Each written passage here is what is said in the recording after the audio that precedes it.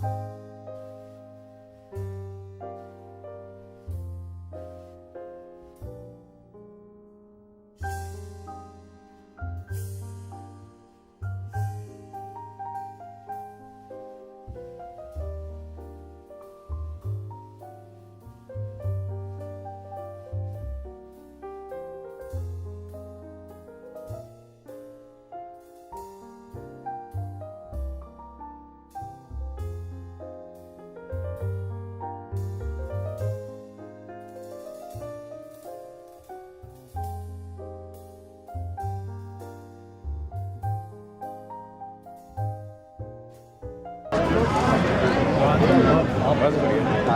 अपना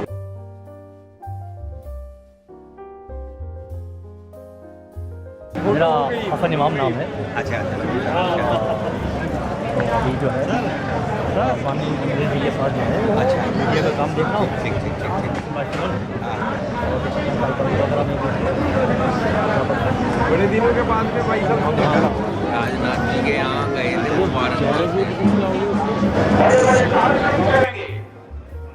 लेकिन यदि सरकार जिंदगी को बर्खास्त नहीं करती है और उसके लिए खेद नहीं व्यक्त करती है कि लड़ाई केवल सड़क तक ही सीमित नहीं रहेगी बल्कि संसद के दोनों सत्रों में भी भारतीय जनता पार्टी इस लड़ाई को लड़ेगी। यदि भारतीय जनता पार्टी और राष्ट्रीय स्वयंसेवक संघ यदि आतंक का प्रशिक्षण देते हैं, बहनों भाइयों, इस देश को आतंक के संकट से कौन राजनीतिक पार्टी उबार सकती है? क्या वे लोग उबार सकते हैं जो ओसामा बिन लादेन और हाफिज को साहब और जी लगाकर बोलते हैं? इस सम्मान सूचक शब्दों का प्रयोग जिनके नाम के साथ करते हैं, क्या वे लोग इस देश को बचा सकते हैं? कांग्रेस की हुकूमत ने अजीब और गरीब हालात पैदा कर दिए हैं। भारत सरकार के गृह मंत्री के द्वारा यह वक्तव्य लिए जाने के बाद अंतर्राष्ट्रीय जगत में भारत की छवि किस प्रकार से धूमिल हुई है, ये समाचार पत्रों में आपने पढ़ा होगा और दुनिया के दूसरे देशों से प्रकाशित होने वाले समाचार पत्रों को भी यदि आपने पढ़ा होगा। हमने अवसर दे दिया हाफिज शहीद को, एक आतंकवादी संगठन के मुखिया को, यह कहने का कि जो हम लोग यह कह रहे थे कि आतंकवाद यह पाकिस्तान के द्वारा स्पॉन्सर्ड नहीं है, पाकिस्तान के द्वारा प्रेरित नहीं है, बल्कि आतंकवाद यदि पैदा हुआ है तो हिंदुस्तान की धरती पर पैदा हुआ है। क्या हमने हाफिज शहीद जो आतंकवादी संगठन का मुखिया है उसको यह कहने का अवसर दे दिया कि भारत एक आतंकी राष्ट्र है, टेररिस्ट स्टेट है? और उसके बाद भी देश के प्रधानमंत्री मनमोहन सिंह जी चुप्पी साधे बैठे हुए हैं और कांग्रेस की अध्यक्षा भी चुप्पी साधे बैठी है। छोटी छोटी वारदातों पर, छोटी छोटी घटनाओं पर कांग्रेस की अध्यक्षा का वक्तव्य आता है। जहां तक प्रधानमंत्री का सवाल है, हमारे प्रधानमंत्री मनमोहन सिंह जी तो जल्दी बोलते नहीं, किसी घटना पर बोलने में कम से कम 1 महीने से लेकर 1 साल तक का समय लग जाता है। हम उनसे तो अपेक्षा नहीं करते हैं, लेकिन कम से कम कांग्रेस की अध्यक्षा जी से तो हम यह उम्मीद जरूर करते हैं कि निश्चित रूप से जो कोई भी सिंधे ने बयान दिया है उस पर उनका वक्तव्य आएगा। हम यह अपेक्षा तो पहले भी कर रहे थे क्योंकि सिंधे के बयान की गंभीरता का एहसास हम सब लोगों को था, लेकिन उन्होंने भी चुप्पी साध रखी है।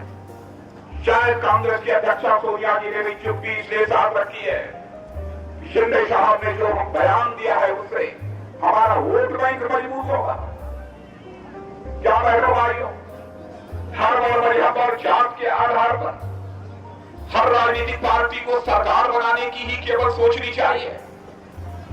भारतीय जनता पार्टी का जहां तक सवाल है, मैं 2 टूक शब्दों में कहना चाहता हूं कि बहनों भाइयों, हमें सरकार की चिंता नहीं रहती है।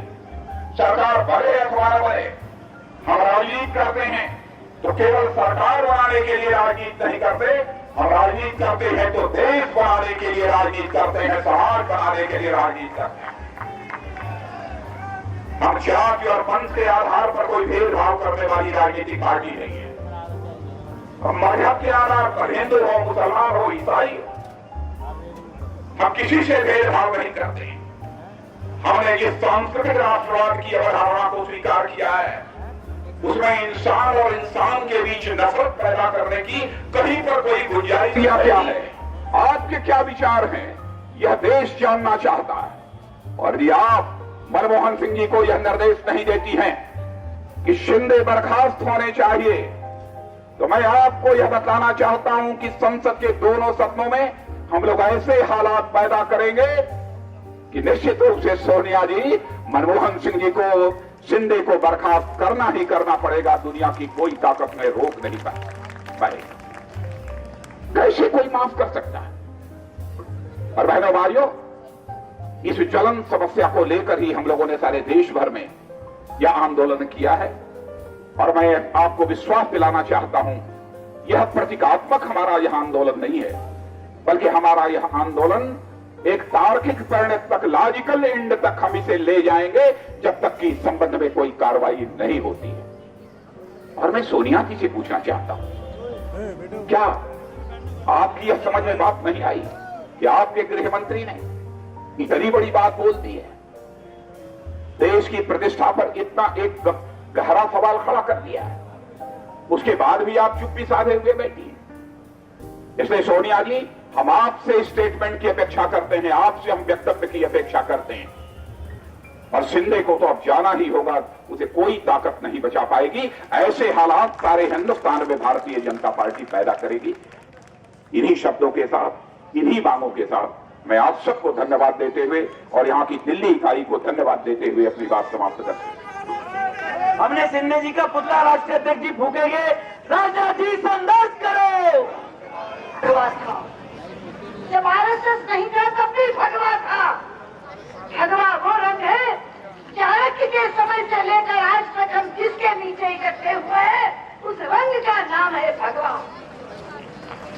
अगर भगवा की ताकत देखनी है उन्हें, तो चले जाएं आज प्रयागराज, जहां महाकुंभ हो रहा है।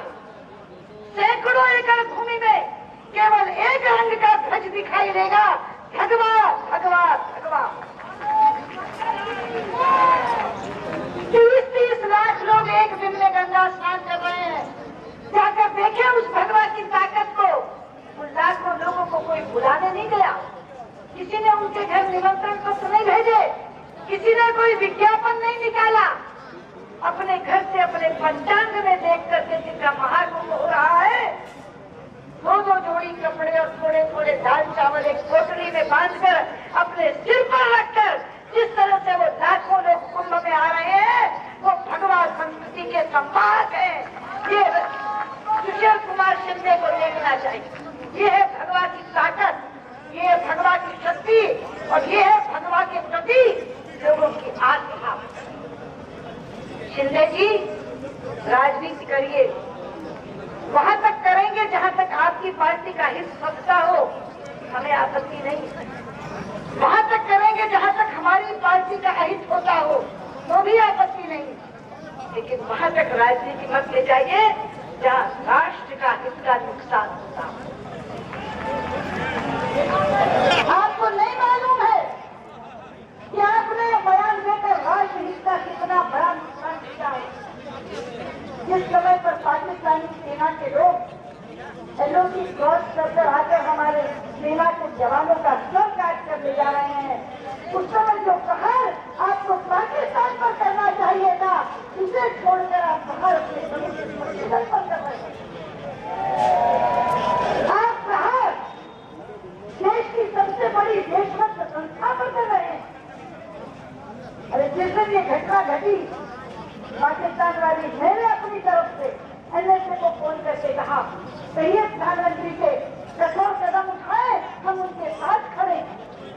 ये भारतीय जनता पार्टी की देशभक्ति का प्रमाण था कि हम साथ खड़े हैं, इकट्ठे मिलकर उसका मुकाबला करेंगे। लेकिन आपने जो पाकिस्तान को छोड़ देते हैं और निशाने पर रखते हैं किसे प्रमुख विपक्षी दल। अगर बीजेपी के लोग टेरर कैंप चलाते हैं तो बीजेपी की नेता को लोकसभा में नेता विपक्ष होने का कोई अधिकार नहीं।